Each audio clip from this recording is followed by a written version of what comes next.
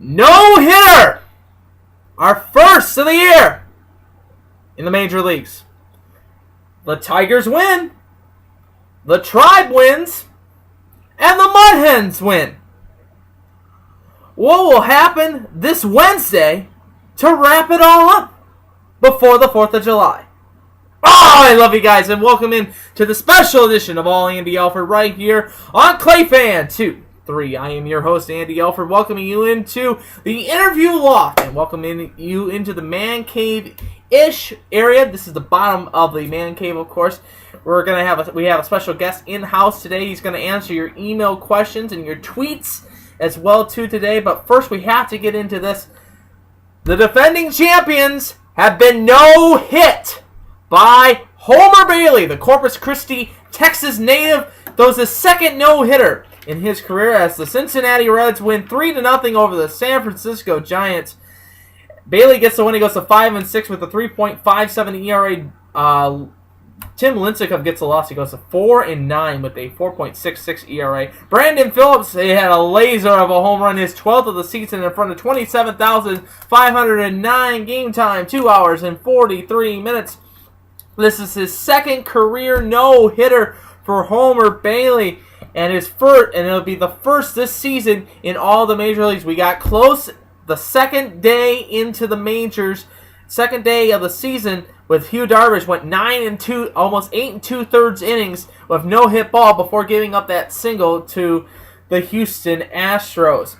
Well, the Tigers got back into winning ways too yesterday as they won 7-6 over the Toronto Blue Jays. Al Albuquerque gets the win. He goes to 1-1 with a 2.25 ERA. Wagner gets the loss. He goes to 1-3 with a 2.45 ERA. Joaquin Benoit gets the save. No Papa Grande, of course, his 6th save of the season. Cody Rasmus homered for the Toronto Blue Jays, his 15th of the season. And Miguel Cabrera, the Triple Crown winner, homered his 26th of the season in front of 27,189 at Rogers Center. Game time, 2 hours and 46 minutes. Now tonight, we will see if Max Scherzer can beat a big team.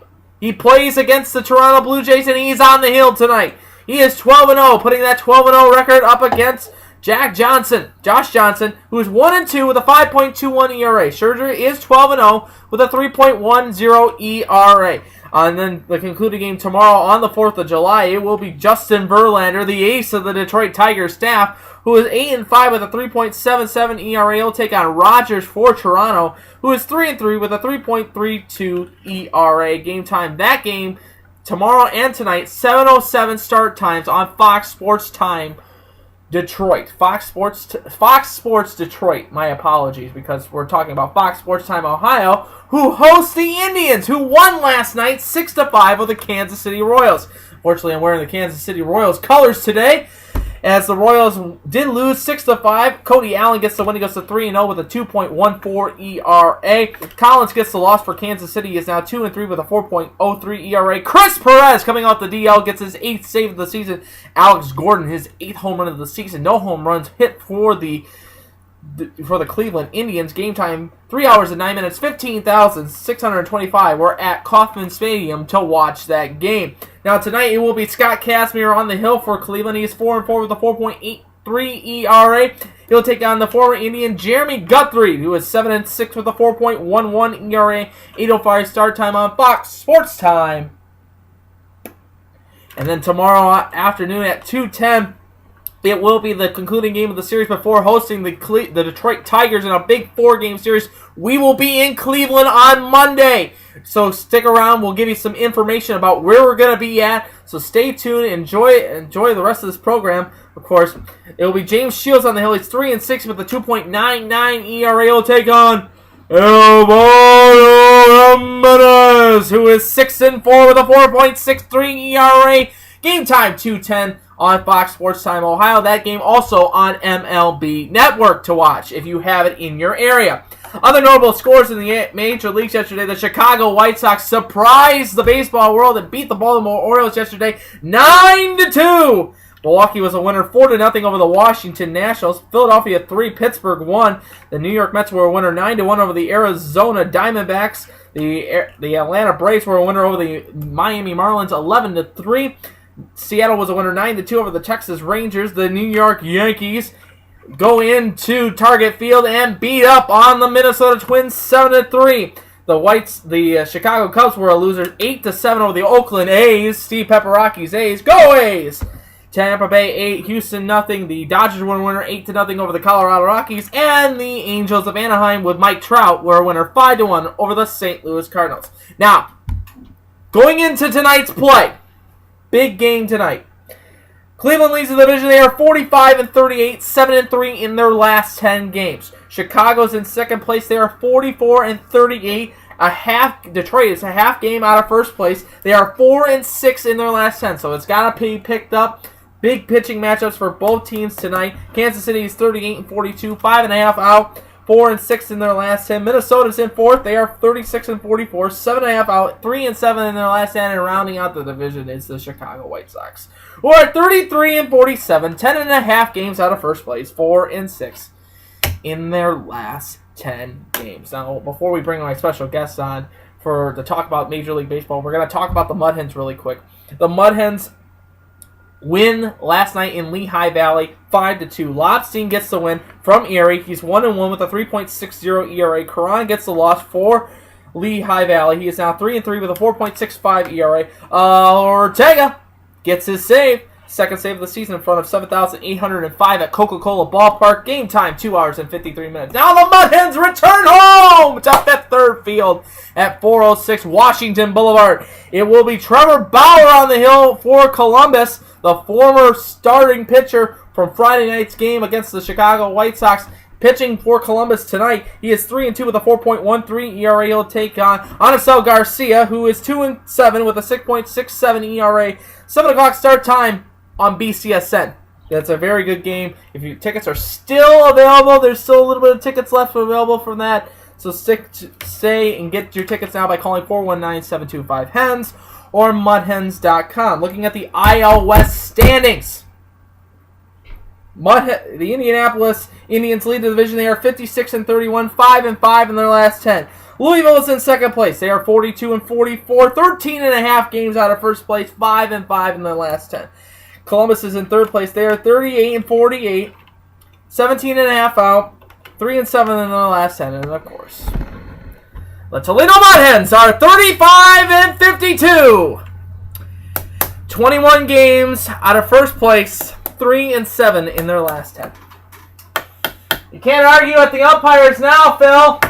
That's why we need to fire Phil Nevin. Hashtag fire Phil Nevin. Follow the show at all Andy Alfred. That's all Andy Alfred, of course.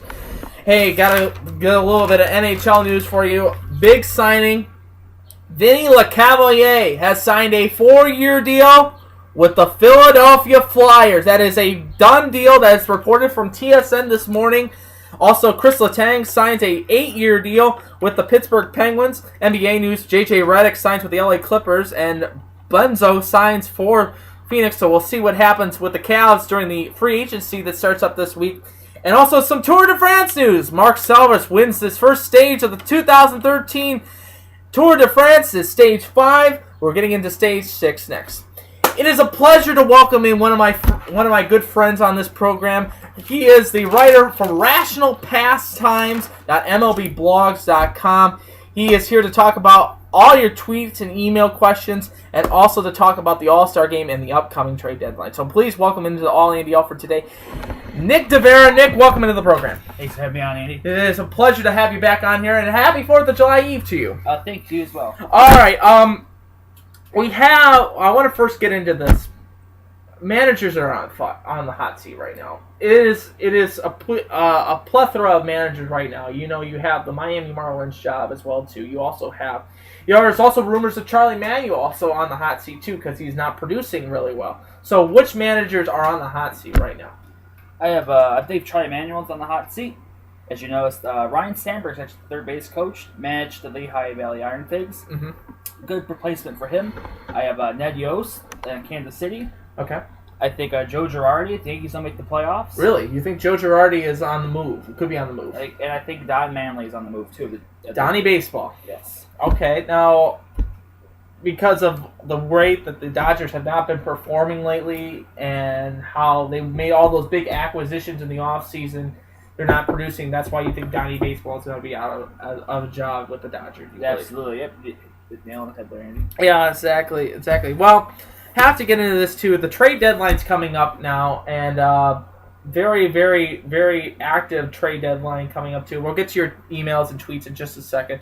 But, for me as a Tiger fan, what do you think the Tigers really need as going out there for the trade deadline? Well, they need bullpen help. Rotation's fine, hitting's okay. Cubs actually are offering Kevin Gregg out there. Okay. Who's having a pretty good year. I think they inquire him, or even trade within the division to Chicago, go for Jesse Green or Matt Thornton. Okay. And do you think we need any position players too out there? Do you think we need a new left fielder? Do we need somebody that can bring up a bigger stick to the club? No, I think they're pretty well. They could probably use a new left fielder, yeah, because Dirks isn't really producing. Maybe go after Kadire. Do you think they could go after Soriano? They could, but it's a lot of contract and that's a lot of bad. I would not advise anyone to get Soriano. You really don't. You don't really advise on anybody getting Soriano. No, I don't think anyone should get Soriano.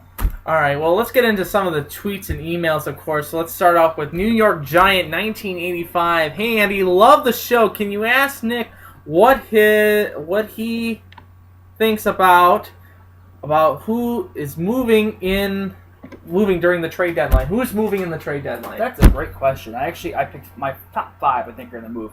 I have Yanni Gagliardo from the Milwaukee Brewers, Josh Willingham from the Minnesota Twins. Really? Yeah, I think you're going to be rebuilding here in a couple of years. Ricky Nolasco from the Miami Marlins. Mm-hmm. I have Michael Kadire, right fielder for the Colorado Rockies, and actually Raul Ibanez, who's having a surprisingly good year. It's time for the Chief in Seattle. Okay. All right, let's go into another question here. This is another one. This is from Eric J. Harisco. Hey, Andy, nice to see an RSO member do well. Thank you, Eric. My question for Nick is simple. What do the Reds need? They need it bad at either shortstop or catcher, frankly. Those Cozart's not producing at the shortstop. The catcher, he's not hitting either, but he's good defensively. I would say that they can go out and get a shortstop. Maybe Alexei Ramirez from the White Sox. Okay. Could be a good pickup.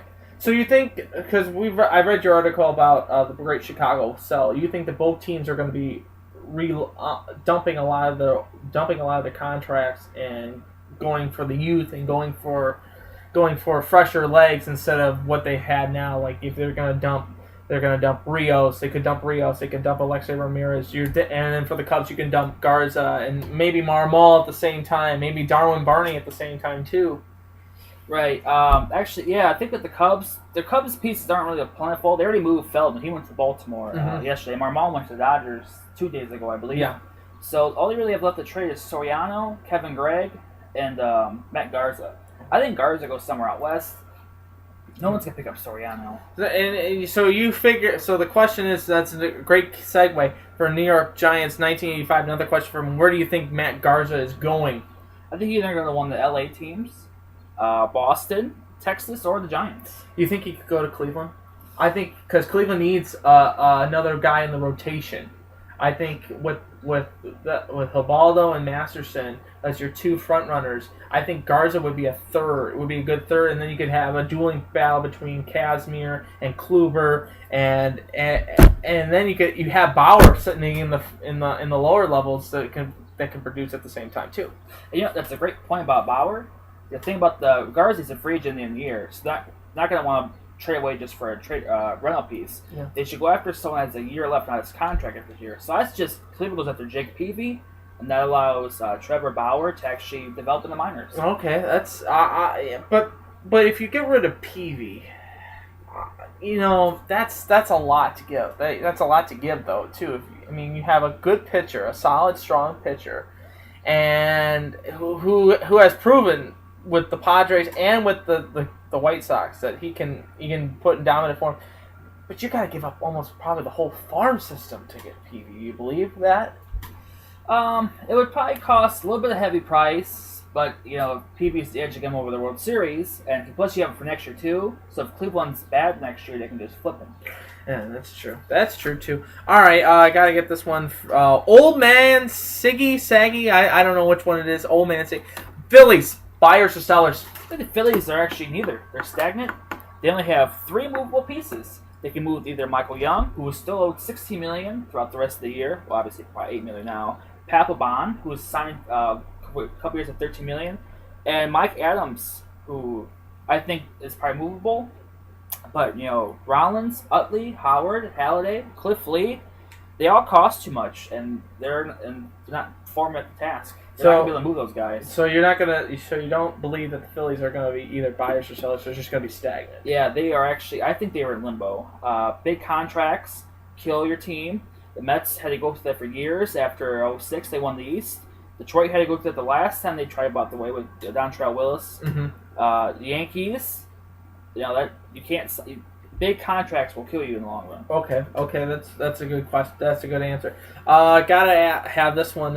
Dan Call all the way. Andy, good show. Question for Nick is this for Nick? Do you think with the surge of Jason Kipnis, where do you see the Indians needing at the deadline? They need rotation help. So going back, they could probably go after Peavy, or maybe Ricky Nolasco. He probably won't cost that much. They could also go for Garza too. Garza would, I think. Even though Peavy has another year on his contract and Garza's free agent, Garza would probably cost more just because Theo was going to try to just take everything you got for him. Yeah, that's true. But, I mean, like I said, they want, if you're going to get Garza, they probably want the whole farm system. Yeah. And if you're going to get the farm system. But, with Cleveland, there have been a lot of talks recently with them talking with the Milwaukee Brewers, trying to rekindle those flames that they had with the whole CC Sabathia trade. They got Brantley and Matt Laporta, to say the least. Which, by the way, Matt Laporta is a bum. He's a bum. He's a Bible thumper. But I think if they can pick up that key pickup from when you say Yorani Gallardo from Milwaukee, that would be a really good pickup for them. Oh, that would be a great pickup for them. I don't know how much it costs. I think he's signed for this year or next year, maybe a year after that. But he's getting close to free agency, so the Brewers are going to try and move him ASAP to get a maximum return. All right. Well, this is a big one for me too. This is also from New York Giant, from NY Giant, 1985. Another question for Nick. Can you tell me what his All-Star lineup looks like? So since we're not going to have you on for the before the All-Star game, tell us, Mr. Nick, who do you have on your All-Star game ballot box? Well, I'll just go by league. American League, I have Felix Hernandez starting. I have Mauer at catcher, Chris Davis at first. Jason Kipnis, the Indian from our great state of Ohio, actually at second. I have Miguel Cabrera at third. That's probably a given. I have Jed Lowry at short. Outfield, I have Brett Gardner, Mike Trout, the true MVP, and Jose Bautista round out the outfield. Okay, so that's for your American League. Now, who do you have? I counteract with your starting pitching. I think if Scherzer continues with the rate that he's going, I think he'll be the starter I think he'll get it. This is just I know it's just your picks. Yeah, but I think Scherzer will get it. I think Scherzer, with the rate that he's been going and how he's been dealing lately with this record, if he wins tonight, he'll continue the winning streak and not having a losing streak on his ballot. That could help him out a little bit. But that's the same thing that could happen to what happened to Justin Verlander last year when he went into Kansas City and just honestly blew the game. Yeah, that actually cost. I think may have cost him the World Series too. In the long run. In the long run. So who do you have representing the National League and the National League ballpark of Citi Field? Well, I have Adam Wainwright starting as the starting pitcher. I have Buster Posey at catcher. I think that's kind of a given. That's a given, I thought. Votto at first, also a given. Mm-hmm. I'm going to make a lot of Reds fans mad here, but second base, I actually chose Matt Carpenter from the division rival Cardinals. Ooh. To not take the Ohio one like I did with Kipnis. Okay. I have Captain America USA, David Wright at third. David Wright. Gene Segura at short. Okay, I was going to ask about that. With Segura at short, I think it's a great decision.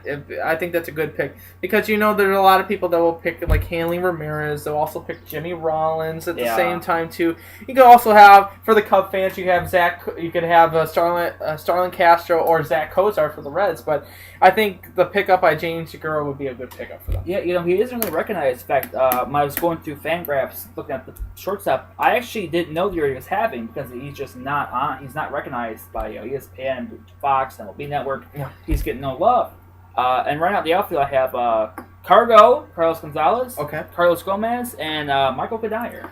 So you do not have Giancarlo Stanton in the lineup as one of the outfielders. He's probably one of my favorite players, and I feel bad for stuffing him, but I chose the best players in his position, in my opinion. Yeah, because this all depends on who's going to get home field advantage in the All-Star in the World Series. Yeah. But it's just interesting because you leave out the Uptons. You leave out the Uptons in Atlanta. You leave out Jay Bruce. You also leave out like I said, Giancarlo Stanton. You also leave out Denard Span, who's actually having a breakout season this year with the Nationals, which is a surprise too. Do you see Harper in the All-Star game? Oh yeah, the coaches will pick him. I think mostly him. But one of our viewers sent a question out too, and I think this is a really good question, and I wanted to get your opinion about this too. This is coming from, if I can pull this up right now, this is let's see here. All right, it's Jeremy in Toledo. Andy asked Nick about Puig. Does he belong in the All-Star game? And he said he believes it's yes. Do you think that Ansel Puig deserves an All-Star game bid? Well, I'm assuming he means as a reserve role, and in that case, yes, absolutely. I was real hesitant before because I thought, well, he hasn't really played that much. I don't know. It's kind of sample size. But you know what? The kid's earned it. Really, as a reserve, sure. Starter, no. I agree with you on that. I think he will be a great reserve. And the kid is having a breakout year. Yeah, he is really having... I was surprised. I thought this might be another flash in the pan. Chris Shelton situation that we have. But this kid's proving that he can play defense, he can play offense, and he can out timely hitting too. And whenever he comes up to the plate at Dodger Stadium, the people don't move. Yeah, he was... I saw his home run yesterday at Coors Field, and he just muscled his hit out, left the ballpark and straight to center. I was really impressed. I got to ask you, too, a quick question. Nick Swisher with the Indians, do you think that he's going to be in the All-Star game, too? Because Leland likes Swisher at the same time, too. He's made mention of it a couple times during some of the pregame press conferences talking about the All-Star game. Yeah, Leland will probably pick all his old buddies. And I got to ask you, too, with Robin Ventura being one of the assistant managers on that team, what's your take on that? Do you think? It looks like he's just stacking old Mets on his managing team.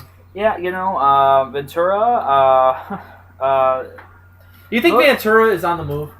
No, he's not going to come back. Or he's going to come back, but he won't resign for next year. I think that he'll play the infield defense well. He'll do the low games. Yeah.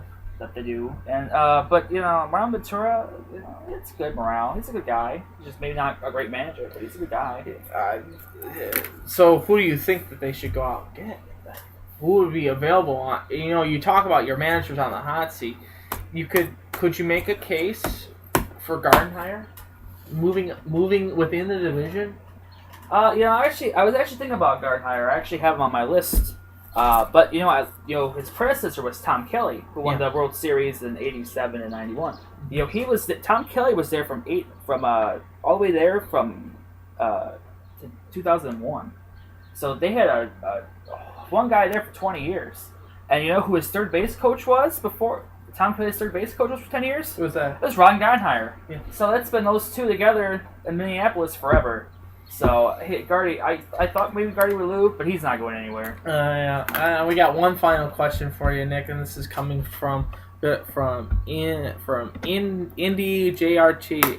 Like the show, want to know what Nick's position is in Major League Baseball. So, what is your position? I'm a writer, freelance writer. it's not that hard to get in. Actually, you just you have to start freelancing somewhere. If you have a favorite website or a favorite sports team, try to go to a fan side of that and see what they have writing. If you're a Tiger fan, go to Motown Sports. They have people who are right there, amateurly. I believe Cubby Blues like the Cubs, and just say, hey, I'd like to write for you guys, and get a couple years under your belt like I did. I used to write at ShyStateSports.com, and send your resume to MLB and see what happens. And we have an expert right here in-house, folks. So, and Nick is always available for if you have any other emails, any other comments, please send them to the show. When we get Nick back on the air, he will answer your questions and read your questions on the air for you guys. We're a fan-oriented show. We want to get your input and your answers and your questions answered, and Nick is here to do that as well too. So Nick, it is a pleasure to have you back in the studio. It's very, very welcome. You're very welcome to come back anytime possible, and have a good 4th of July, because we won't be seeing you until probably a little bit after August. All right, sounds good, man. Sounds good. Nick DeVera from Rational Pastimes on MLB Blog. He has a great article out now about the great Chicago Cellfire. Go out and read that. You can check it out on our blog, on our wall, on our link to. It's a link to our wall, so you can take a look at that. I am Andy Alfred, and I hope you have a terrific rest of the day. Enjoy tonight's fireworks. If you're going to go see the fireworks tonight, remember, tomorrow is our 4th of July special, so you got to tune in and take a look at this. But until then, I am Andy Alfred. I'm pulling for you. We're all in this together. Keep your stick on the ice. And as always, to the teams behind me, go Bud Hens and go Tigers. Victory is sweetest when you have tasted defeat. Have a nice night, everybody. I'll see you tomorrow for our 4th of July special. Love you guys. Bye.